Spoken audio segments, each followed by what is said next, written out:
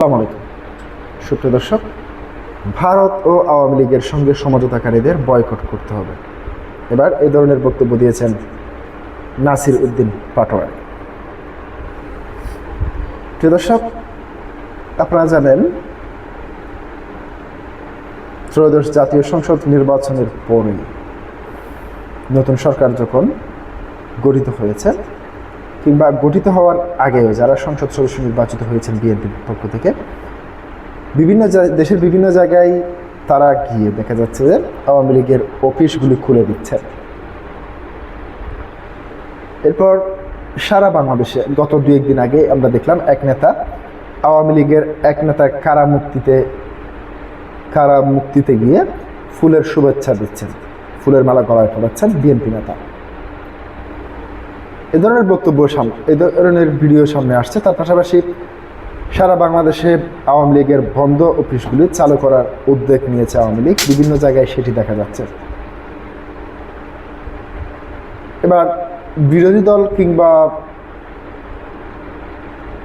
NCP, তার পাশাপাশি জামাত ইসলামের যে 11 দলীয় জোট রয়েছে, তাদের একাংশ দাবি করছে যে আওয়ামী লীগের সঙ্গে সমঝোতা করে বিএনপি নির্বাচনে জয়লাভ করেছে কিংবা নির্বাচনে কোনো একটি মেকানিজমের মাধ্যমে তারা ক্ষমতায় এসেছে।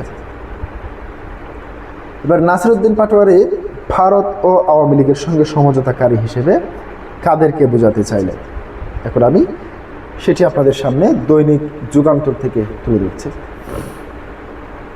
জাতীয় নাগরিক পার্টি এনসিপির মুখ্য সমন্বয়ক নাসির উদ্দিন পাটোয়ারি বলেছেন, সারা জীবন যে দলটি ভারতের বিপক্ষে কথা বলল, সেই দলটি এখন ক্ষমতার লোভে ভারতের সঙ্গে সমঝোতা করে। বুধবার 11 মার্চ রংপুর নগরীর শহীদ আবু সাইদ স্টেডিয়াম বিভাগীয় ইফতার মাহফিল পূর্বে আলোচনার সভায় বিশেষ অতিথির বক্তব্যে তিনি এইসব কথা বলেন। পাটোয়ারি বলেন, যারা দুর্নীতি চাঁদাবাজদের সঙ্গে সমঝোতা করে, যারা ভারতের সঙ্গে সমঝোতা করে এবং আওয়ামী লীগের সঙ্গে আঘাত করে, সেই নব্য সমঝোতাকারীদের আমাদের বয়কট করতে হবে, কেননা দেশের মানুষ একদিন এদের জবাব দিবে। তিনি বলেন, এদেশে গত 50 বছরে ভারত কার্ড চালু ছিল, এখন আবারও সমঝোতার কার্ড চালু করেছে। আমরা হুঁশিয়ার করে দিতে চাই, বাংলার মানুষ যতদিন জীবিত থাকবে, রংপুরের মানুষ যতদিন জীবিত থাকবে, ভারতীয় আধিপত্যবাদ মেনে নেবে না। নাসির উদ্দিন পাটোয়ারি আরও বলেন, কথা বললেই নাকি তাদের চুলকানি শুরু হয়ে যায়। আমি বিএনপি নিয়ে কথা বলতে চাই না, আমি চাঁদাবাজ সন্ত্রাসীদের নিয়ে কথা বলতে চাই। যদি বিএনপির সঙ্গে এসব থাকে তাহলে বিএনপির উচিত চাঁদাবাজ সন্ত্রাসীদের কাছে না রাখা, না হলে মানুষ বলবে আব্বাস চাঁদাবাজ, বিএনপি চাঁদাবাজ বললে অনেকের গা শিউরে ওঠে।